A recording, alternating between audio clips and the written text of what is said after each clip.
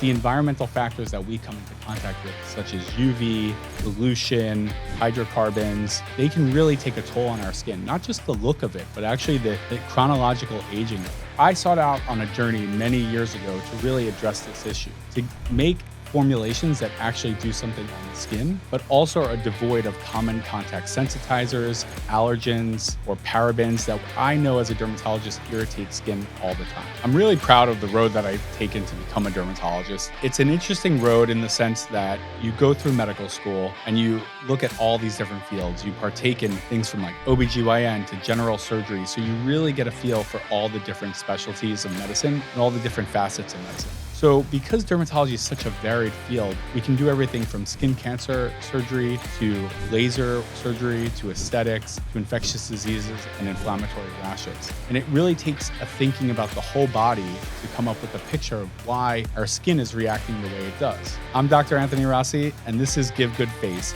a podcast focusing on skincare science, and how to maintain and shape a healthy lifestyle. Welcome to episode 1 of Give Good Face. I really want to take this journey with you all because I'm truly passionate about skincare, science, research, and what goes into making great skincare and giving good face or having great skin and maintaining a healthy lifestyle all in between. So really, as a practicing dermatologist, I see patients every day from skin cancer to aging to just focusing on better skin quality. I really want to address why we're aging and why our skin is aging in certain ways. There's many things that I consider for reasons that are akin to skin aging. So environmental issues, lifestyle issues, and what we're putting on our skin or in our bodies and what we're being exposed to on a daily basis. And as a cancer surgeon, I see skin cancer every day, and I want to address the epidemic that's going on with skin cancer today and what healthy modifications we can do to help lower that risk. For me, I wanted to focus on skincare that really addressed a problem that my patients are seeing. Skin sensitivity is a large issue that we don't always talk about. Some people think they have rosacea, which is an inflamed red skin. It can actually appear in different colors. It can appear almost like acne with pimples and pustules, or it can just appear around the mouth or around the eye. That's periocular rosacea or perioral rosacea. And there's a lot of reasons why people are becoming sensitive or sensitized. It could be from environmental factors like UV exposure, pollution, hydrocarbons, or even exercise and sweating that's going on a daily basis, but also what we're putting on our skin. So there's so many topical ingredients that are in skincare formulations today. Some of them are active ingredients that actually do something to the skin. Many times they're just ingredients that are used as preservatives or bases that really can help the formulation. And many times people can get sensitive or sensitized to those. Things like formaldehyde-releasing preservatives are really common in almost all over-the-counter products because they're stable and they're cheap to use. So looking for products that don't contain these is actually quite hard. And so I sought out on a journey many years ago to really address this issue, to make formulations that actually do something on the skin, but also are devoid of common contact sensitizers, allergens, or parabens that I know as a dermatologist irritate skin all the time. Working at a cancer institute, I see so many patients that deal with internal cancers, but also skin cancers, and they're really protective of what goes in their body or on their skin. So I really thought about them when making these skincare formulations. I took out all these common contact sensitizers like parabens, cocamidal purple betaine, sulfates like sodium lauryl sulfate. These are really common. So to do that, it's quite hard because you have to stabilize these formulas without the use of these ingredients. And then I wanted to address the problem of skin sensitivity. And to do that, I focused on a receptor in the skin called TRPV1, which is expressed in skin cells or keratinocytes. It's also expressed in many cells in the body. And the scientists that discovered TRPV1 receptor actually won the Nobel Prize not too long ago for this work. So it's really an interesting receptor because when it's activated, there's an inflammatory cascade that happens. And there's a lot of reasons why our body evolved to have this. So if we come into contact with heat, the TRPV receptor is activated, and we can feel stinging and burning. And that's really to make us aware of what's going on, to be mindful and to avoid that trigger. So focusing on this receptor, I found an antagonist or a blocking of this receptor that can really help skin sensitivity and stop this inflammatory process. In doing so, by calming down this receptor, you're actually calming down skin aging as well, because without that inflammatory cascade, there's less collagen degradation or collagen breakdown that we see in the skin. This is hugely important because we know that the environmental factors that we come into contact with, such as UV, pollution, hydrocarbons, they can really take a toll on our skin, not just the look of it, but actually the chronological aging of it. And I really wanted to address this, which is a novel topic that's happening at the moment. This is sometimes referred to as inflammatory aging or inflamma aging. And that's really a huge concept in health and skin right now, because not only is our skin aging, but our internal body organs and cells are aging too. And that could be due to inflammation in the body.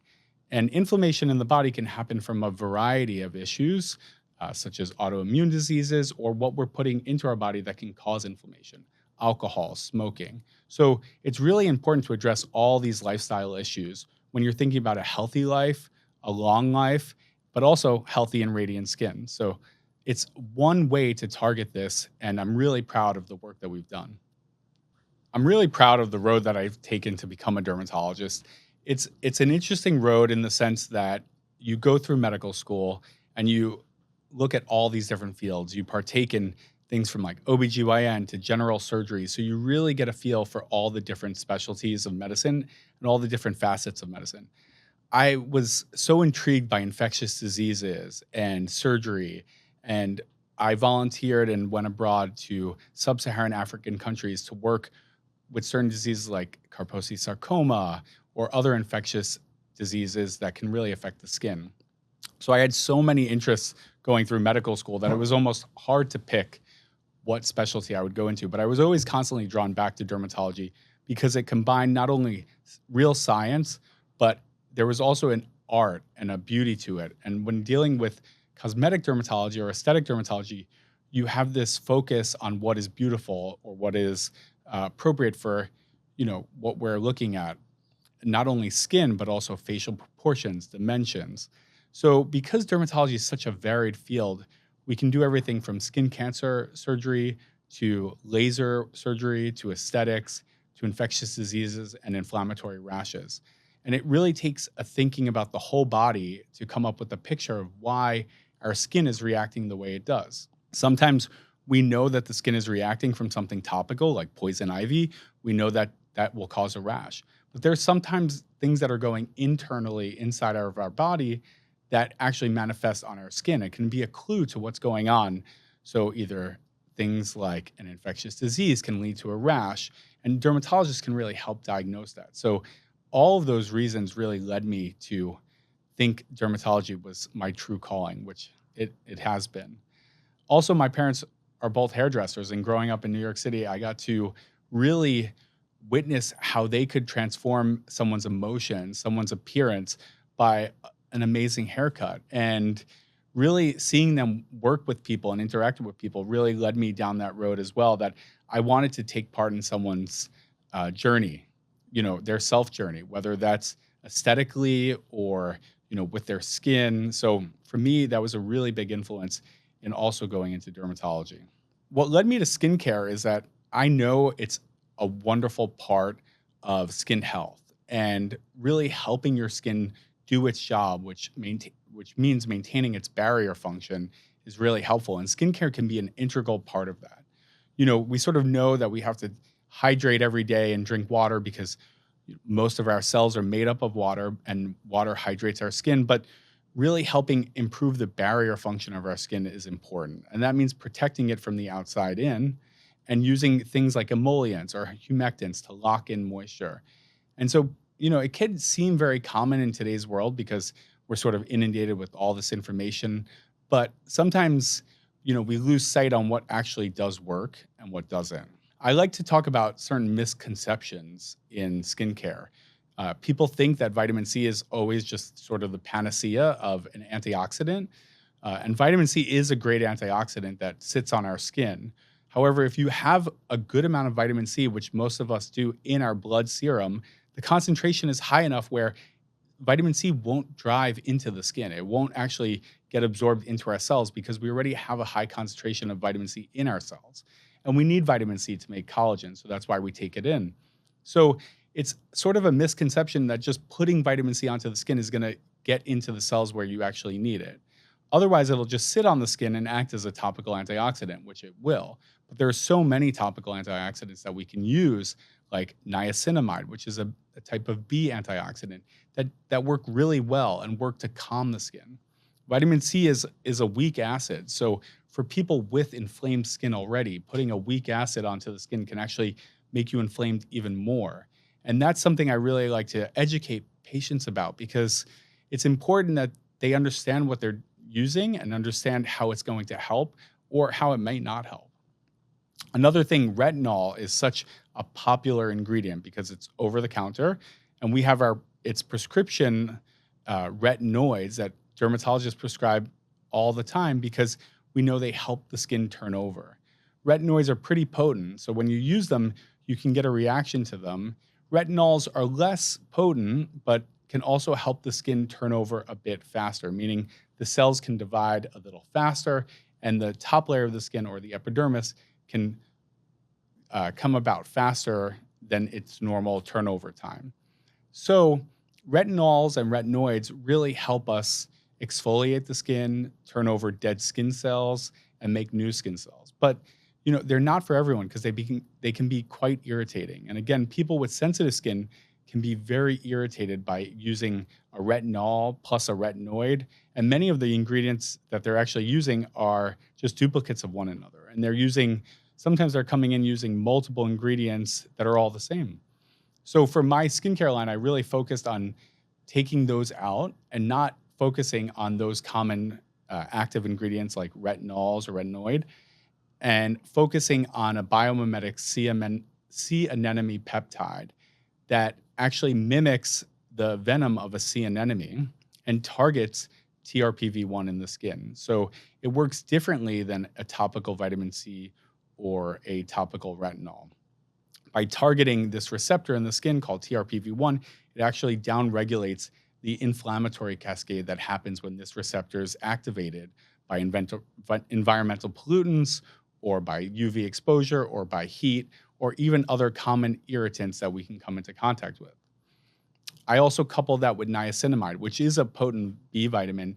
Niacinamide has been shown to help reduce redness, inflammation in the skin, and also skin sensitivity, as well as pigment. So it's a really nice complement to the sea anemone peptide that's in the line. Of course, there's hyaluronic acid, and why people love hyaluronic acid is because it's such a potent emollient or humectant. It binds 1,000 times its weight in water. And we actually have hyaluronic acid in our dermis, or the middle layer of our skin.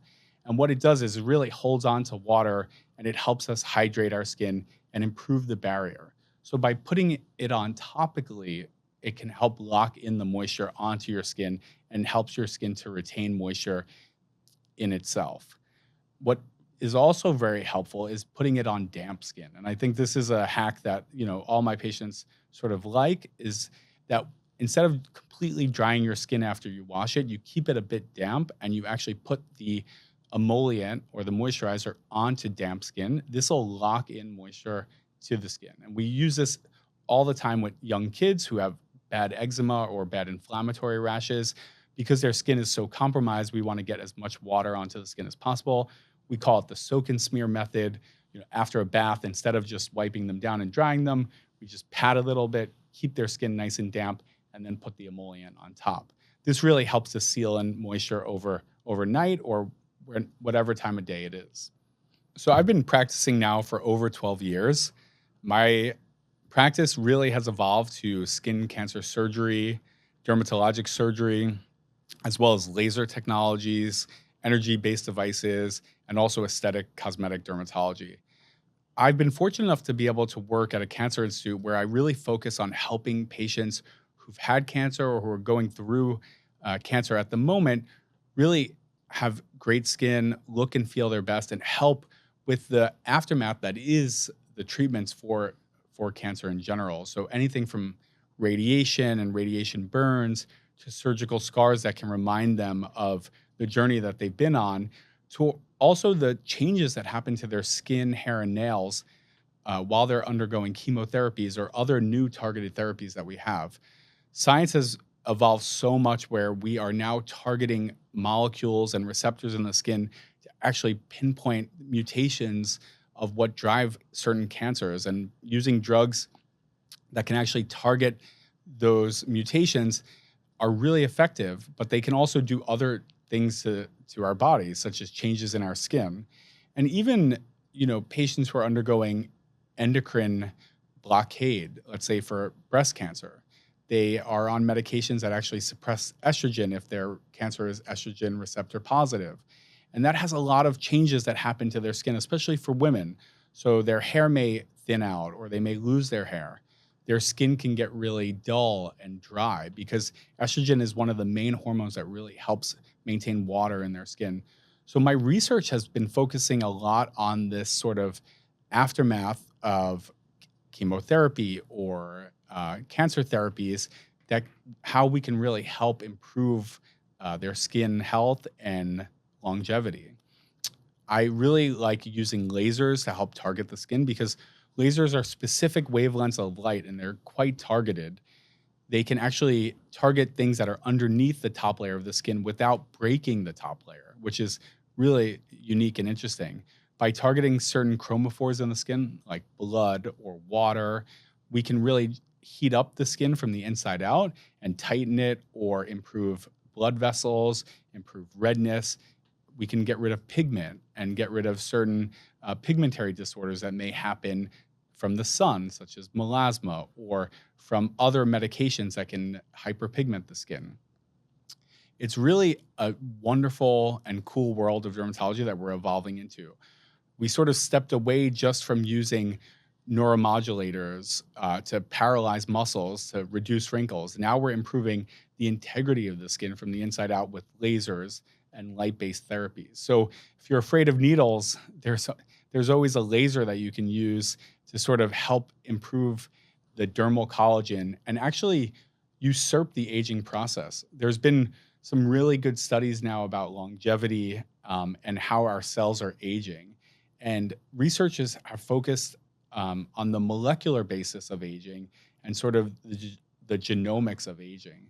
And they've identified 2 points in chronological age, such as 40 and 60, where these 2 points are inflection points or really big changes that happen in our cellular processes. So a lot of people say, they felt great in their 20s, they felt great in their 30s, and then by their 40s, they sort of, hit a wall or things change for them. And maybe that's why 40 is such a terrifying number in humanity. It might be some biological evidence to why that happens. And changes in our cellular processes can really probably account for that. And so by understanding this, we shouldn't be afraid of it. We should actually face it head on. So maintaining a good lifestyle, especially in your 30s and 40s, and then even beyond, such as exercise, diet, sleep, hygiene is super important. Not just skincare, but all of those above can really help you to improve your lifestyle overall. I'm super excited for you to join our podcast, Give Good Face, where we're really exploring not only skincare and skin science, but beyond a healthy lifestyle, diet, exercise, really focusing on the total well-being that will reflect in our skin. So we're going to go beyond just topical formulations. We're going to go take a deep dive into the science behind why certain ingredients work and certain ones don't. We really want to cut through the noise that's out there of the skincare industry. Each episode, I'm really going to focus on a topic and bring on special guests that are experts in their field: exercise scientists, nutritionists, skincare experts, fellow dermatologists, plastic surgeons. The sky's the limit. So we really want to empower you to make informed decisions about your skin health and your lifestyle overall. Subscribe to Give Good Face on Apple Podcasts, Spotify, YouTube, and wherever you listen to podcasts. Follow along on social at Dr. Anthony Rossi and at Rossi DermMD.